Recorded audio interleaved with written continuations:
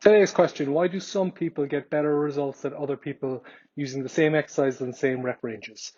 So for this example, I'm going to say, look, someone's doing 3 sets of 10 on a dumbbell bench press. And the reason some people get better results if they're using the same rep range and the same weight, and let's say they're starting at the same kind of beginner level, and you take genetics out of it, it's probably because the person who's getting better results is using a better intensity to drive results. And what I mean by that is when you're training to 10, you want to use a weight that takes you to as close to failure.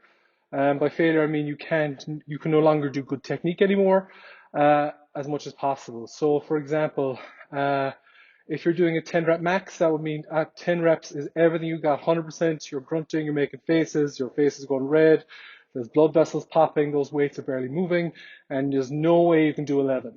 Now, to get results, generally, you need to do what's called 3 reps in reserve, so anything that's basically 3 reps below that. So if you pick a weight where you could do 13 reps, if you're doing a set of 10, you could do 13, 12, or 11 reps, you're going to be gold and you're going to get results.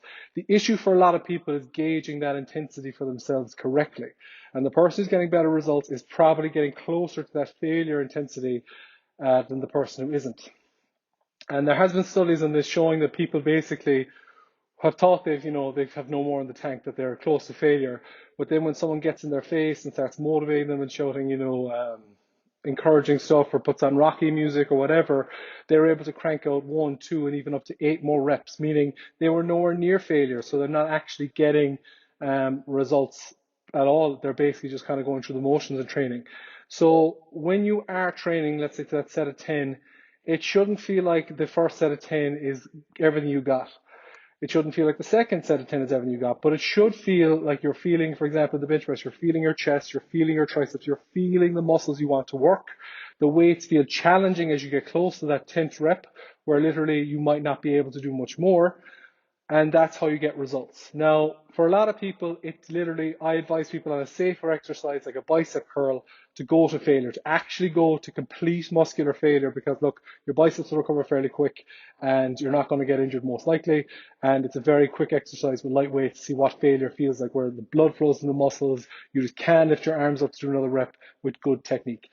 And once you kind of know that feeling, you can kind of gauge yourself in different exercises, how close to failure you can take it and how hard you can push yourself. But that's probably the reason that two people who use the same weights, the same exercise, and start from the same place, taking genetics out of it, is probably getting better results physically in the gym, is that they're pushing the intensity to the right level of intensity needed to elicit results.